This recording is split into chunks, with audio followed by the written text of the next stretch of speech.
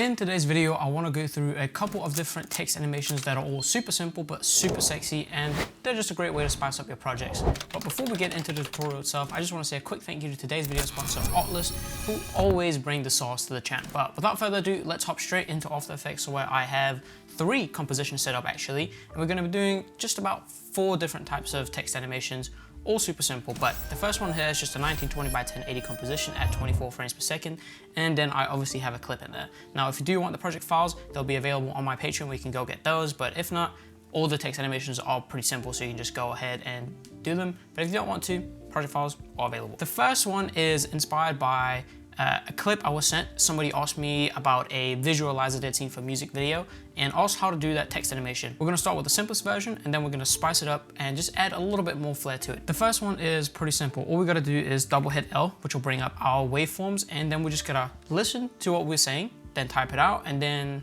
that's pretty much the first step of how to do this. So pretty simple. All I wanna do is add a text layer. I'm just gonna select my text tool up here, and then we can play back and just, I usually just like writing until it kind of fills the screen. New research shows that there is a 300% increase.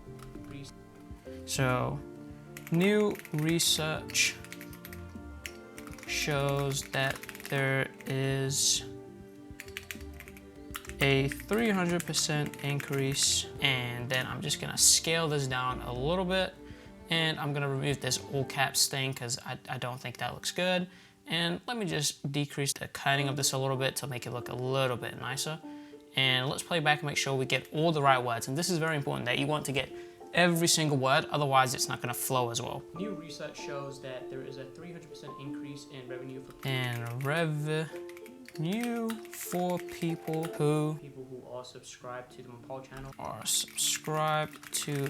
Mapal channel. Now that is our little bit of text. You can make it as long or short as you want to, so you can even cut it, like let's say right here. So just copy that, delete, and then you're just gonna find where that sentence kind of ends, and you're just gonna split that layer and then paste the other text. So right here, so I'm just gonna Shift Command D to split the layer, double click and paste it in there. And that just helps with the spacing on the screen, because sometimes if you have a very long sentence, it's gonna be too close to the edges of the screen, which I just don't think looks very good. And I also don't like the look of double layer text, so I try to keep it as simple as possible on one line and kind of find natural breakpoints. Subscribe to the Mapal channel. This is within the first 30 minutes of subscribing. So right here, we have the next sentence come up. So we have 3 sentences kind of in total. This is within the first 30 minutes of subscribing to the channel. This is within the first 30 minutes of subscribing. Actually, just subscribing, not to the channel. So we can just take that, remove that out. That is pretty much it for the text itself. Now, instead of having to duplicate all these layers and positioning the text exactly where we want to, we can use a couple of different plugins. I'm gonna use Decompose Text, which is free. There's also other plugins that do the same exact thing, like Text Exploder, all that stuff. Essentially, you just want something that's, well, free, because there's no reason to pay when there's a free version available, and something that'll cut the layers up into their own layers. Now for this, I'm gonna take my Decompose Text, which I have located down here in the corner. I'm gonna go to characters, and I'm just gonna change it to words. And then I want to make sure to keep the original position using expressions. This just makes it so that we don't have to go and individually move every single layer to exactly line up where they're supposed to be. So I'm just going to hit decompose, and then I can hit U to hide everything. And it's going to keep the original layer, but we can just delete that. And then I just want to select all of these, and let's change the color of them to make sure that we can stay nice and organized. And then we're going to go to the second layer, decompose again, and it's the same process every time we want to do this. And then we're just gonna delete the bottom layer because we don't need the original text anymore. Change this to maybe a green. And then last but not least, our last piece of text here, and then hit U to hide all of that, and then delete this layer. So now we have our 3 segments, which we can now start cutting up. So again, we wanna hit L twice to bring up our waveform, and then we just wanna cut the words to start exactly when we say it. And that's where I like using the waveforms. It makes it a lot easier because you can kind of have a little bit of a visual reference for when you are saying each word. So right here, we'll have new. So I'm just gonna take this, let's start it right there, take all of these, and let's play it next. So research starts right about here. I'm gonna move that up and command click to deselect and play again. So right about here, we have shows. And this is a little bit of a tedious process, but the end result is so worth it. It looks so sexy. I wouldn't recommend doing this for full videos, like 20-minute videos, gonna be way too long. But for little segments like 10, 20 seconds type of things, and just to emphasize a quote or something like that, this effect works really well. So now we have our first sentence basically laid out. Shows that there is a 300% increase in revenue. And that's pretty much it for how they did it in the example that we just looked at from the Kendrick Addison pack visualizer. And it's super simple, super straightforward. It's just about cutting them up. I don't know how to explain it. It's just very satisfying to look at. However, we can do a second variation of this, which you might have seen in some of my other videos. I had a couple requests on how to do this. And it's basically a super simple version that's just a little bit more saucy than this, where we add a little bit of position animation. Now I'm gonna go ahead and line up all these other layers so we can take a good look at how that exactly works and how we can use both techniques to actually make something that flows even better than if you just were to use one or the other. Now I've cut up all my text. So for this first one, we can keep it exactly how it is. But then for the second one, we can select all our layers. And in this case, I'm going to use void just because it's a little bit easier. I can just click a button and then I have a node that's created that is then linked to all the layers I selected. You can also right click down in your composition, go to new, create null, and automatically link all of them, or even go up to layer, new, and add a null object as well. There will be a link to it down in the description, like with the other plugins that we're going to use. For this, we're actually going to start backwards because we want the text to stay centered every time a new word comes up. So I'm going to hit Option and apostrophe to then bring up this little grid that we have, and that's just to make it a little bit easier to see if our text is centered. I'm gonna go a couple frames forward for where our last layer comes in, so right here in relation to this, and then on my void layer, I'm just gonna hit P, and you can see it splits it up into the X and the Y values. This is just how void works. You can always right click and then separate dimension, uncheck separate dimensions if you don't want that, but we're just gonna use the X position. Then we're gonna go back to around halfway in the next layer, and then we're just gonna scoot this layer over to be centered in the frame. So again, this is why we have the grid up, and this is just kind of a visual center. It doesn't have to be exactly, it just needs to look centered. And then we're gonna go forward again until the center of our next layer, where at least, you know, the little part between the start and where the next one comes in, and we'll just move that over and center that up again, and then the next one. And now for this last, or well, technically the first word that comes in, I like to add another keyframe that just helps initiate the movement a little bit. So just take a keyframe and move it out to the right a little bit, and then move this keyframe over to start a little bit before. Then I select them all, go into flow, and then use sexy speed.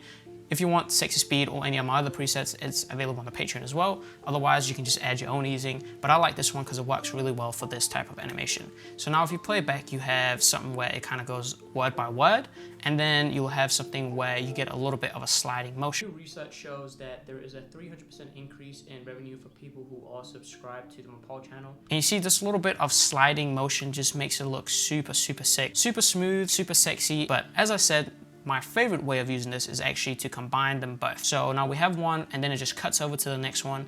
And then when I do these ones, I like to add a little bit of end animation just to set up the next sentence. So if I select all my layers, hit P, and then just go to any point right here should be fine. I'll keyframe the position, and then I'll move forward a little bit, and then I'm gonna drag all of these downwards, select them all, and then I'm gonna select my super sexy out flow curve. And then all I wanna do here is select all my keyframes, and then I'm gonna use something like motion tools, again, free, to stagger the keyframes. So I'm just gonna make sure that the first one is first and the last one exits last. So I'm gonna use the step ladder over here and just one keyframe. And then I'm just gonna take all of these, and what I usually like to do is take the last one and then link it up with the last layer, and then just go 2 frames forward. And I found that in general, it works pretty well. And then I'm just gonna extend the layers so that the layer ends exactly on the last keyframe, just like that. And now playing that back, we now get a nice little kind of ladder out, and you can see how well it works with ending on the last layer and then the first text coming up. And that's what I meant about creating a nice visual bit of flow, something that looks a little bit more interesting than if you were to just do one or the other. So just add a little bit of a mix of dynamicism in there, which really helps sell the effect. And I think it just spices it up, creates some visual interest. But that is pretty much it for the first type of animation. With that being said, we can head on to animation number 2. This one is super great for title scenes, or just if you need some text that has a lot of character and is a little bit more fun and playful. And I actually first learned this technique from JK Motion. There'll be a link to hit the original video down below. You can create the similar effect with just a Mr. Horse plugin, but I want to show how you can do it yourself just because I think it is important to understand how things works. And you can always set it up as like an effect preset, so you can always apply it again quicker the next time you do it. Doing it once so you know what you're doing, and then you can cheat. So we are going to start with some text. Let's just put subscribe in here because I think that's a very good idea. And I'm just gonna select all caps and then change the fill to maybe a nice greenish color would work pretty well. And then let's change the font to something a little bit more saucy, like I don't know how to pronounce this, but essentially it's a bit of a tall font, has a good little vibe to it, and just increase the kerning just a little bit. Might even just set that to 0 and maybe even desaturate the color a little bit to make it look a little bit more modern. But this is our base, and from here we can start applying a whole bunch of effects to get the look that we want, which is essentially a long drop shadow with a little bit of sauce. The first effect that we're gonna add to this is a fill effect. You can also add a gradient ramp, but it's essentially gonna let us control the color of our drop shadow. So I like just doing a solid color just because I think it looks pretty good, and it just gives it a nice cartoony look without too many colors in there. And I'm just gonna set this to a little bit darker than what we originally had. And then we're gonna add a couple more effects. I like setting up the effect stack in the beginning and then just adjusting rather than doing a one by one because sometimes you can forget things. Then we are gonna add a transform effect, and I'm just gonna hide all of these for now just so we can get a good sense of what we're doing. I'm gonna duplicate that a couple more times so we have 3 in total. Then we are gonna add the mini-max effect, and I'm gonna place it between our first and second instance of the transform effect. And last but not least, we will set a CC composite at the very end, which will just bring our original layer back to the forefront. So what we're gonna do here is just start with the transform and the mini-max effect, the first transform and the mini-max effect. So the first one, we're just gonna rename to, let's just shadow rotation, because this is what we're gonna be used to set the angle or direction of where the shadow wants to go. And the same with the second to last one, which we'll name shadow counter rotation. And then the second instance of the transform is gonna be our shadow length. Now we can set the first rotation to something like, let's just do 45. We're just gonna take the minimax and we'll leave it at maximum, but we can increase the radius a good bit. Let's just set it to something like 50. And then we're gonna change the channel to alpha and color, and then from horizontal and vertical to just vertical. You might already be able to tell that we have a little bit of the extrusion going on. If you look at it, you can see the letters kind of look a little bit 3D-ish, which is exactly the type of look that we're going for. And it looks a little bit chaotic right now, but that's where all the transform effects come into play. For the second transform effect, which is the shadow length, we're gonna go down into our layer, open up the effects, and then go into the shadow length.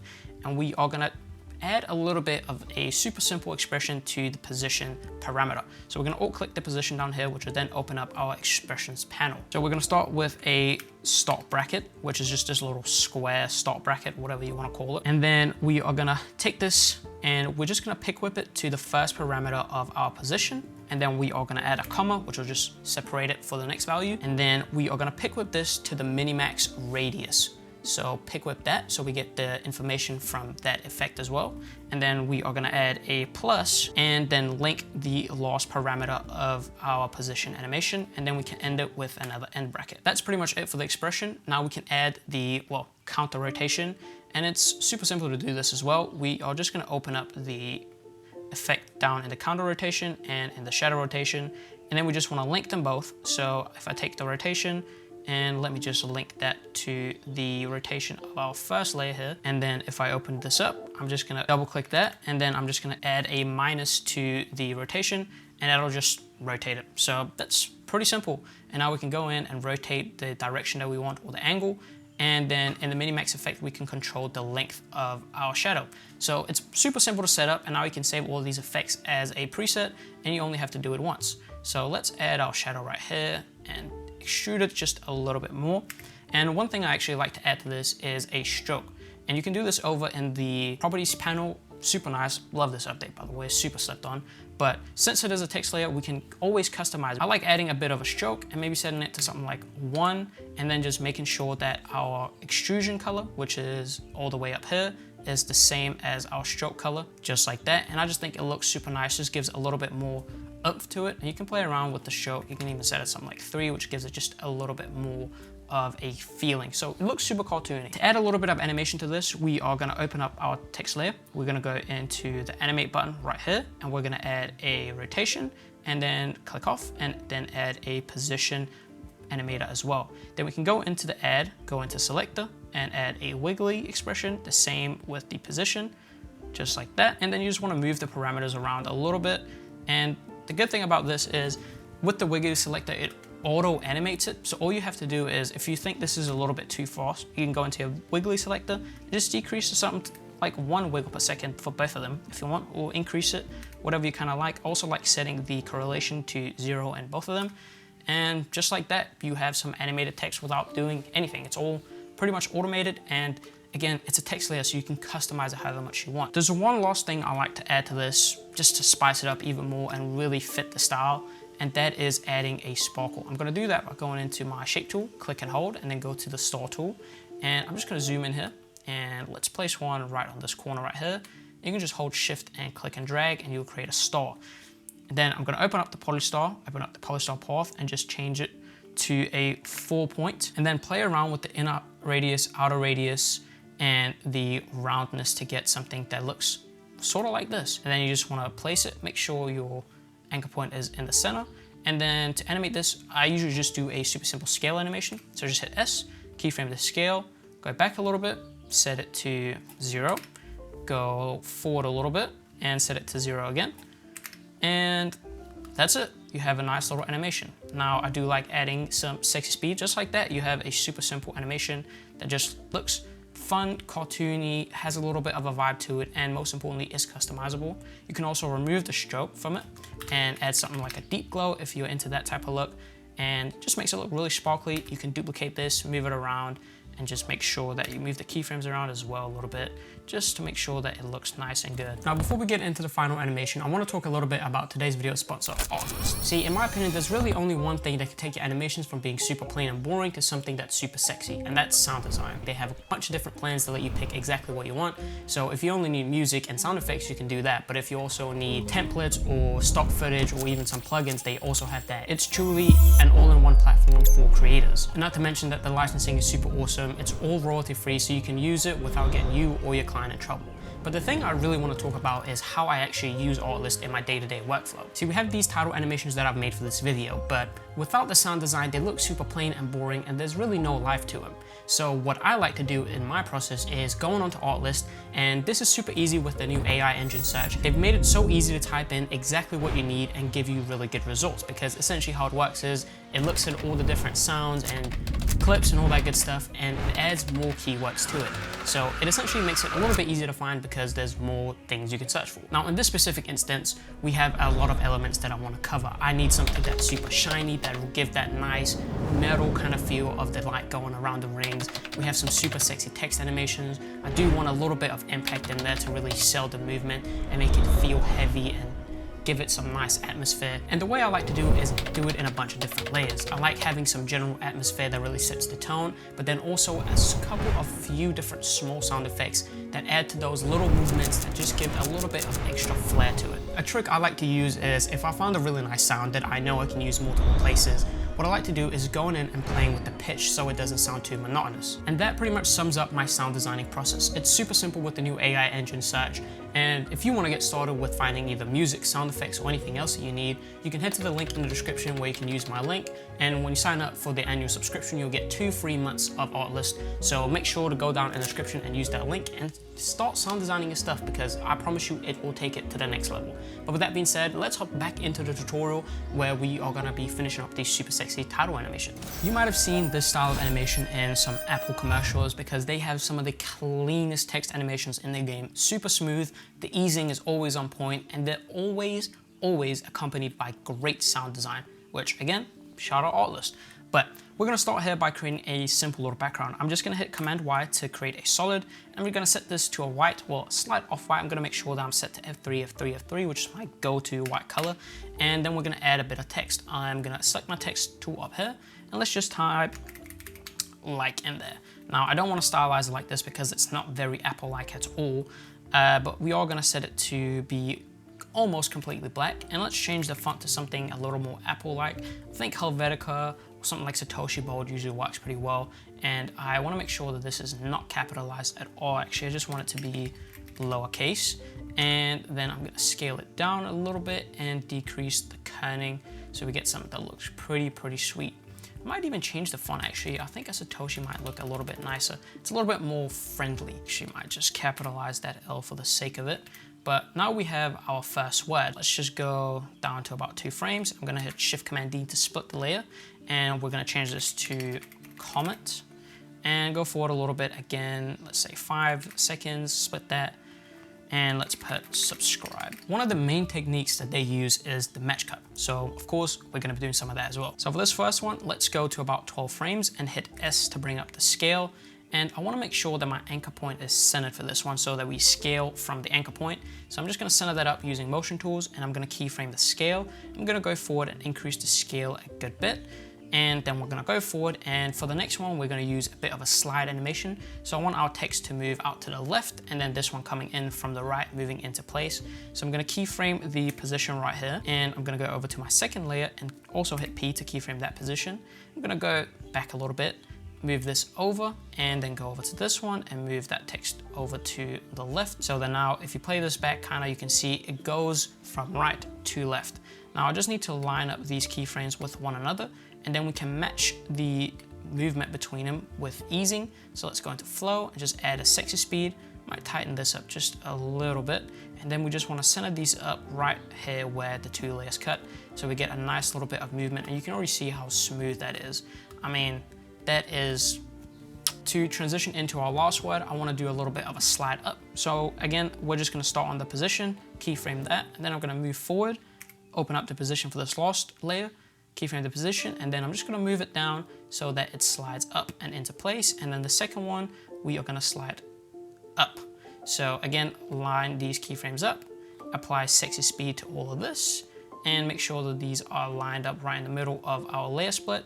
And now we have a super nice little movement upwards, and you can see how that momentum really helps sell the transition.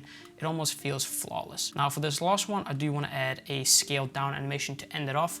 So right about here, I think it's been on the screen for enough time. I'm gonna hit S, and again, I want to make sure that my anchor point is in the middle. Now for this instance, since we've already keyframed it and I should have done it before, I'm going to use the anchor point mover, which is also free. And I'm just going to change it to modify existing keyframes, and then I'm going to make sure that my anchor point is in the middle. So now we should still have the animation nice and smooth, because usually if you would change the anchor point now, it would then move the position of it. So that's why I like using that one over the motion tools one sometimes. But now I can decrease the scale. I'm just going to keyframe that, move forward a little bit, and just scale it down. And then I'll add my super sexy out animation to this, and close that, and end my layer right here as well.